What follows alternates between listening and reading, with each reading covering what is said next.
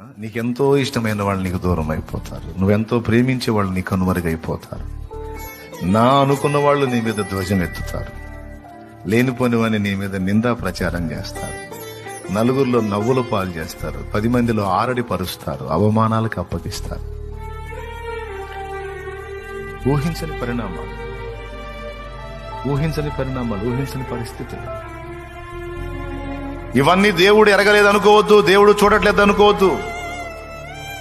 దేవుడు మౌనముగా గమనిస్తా ఉన్నాడు.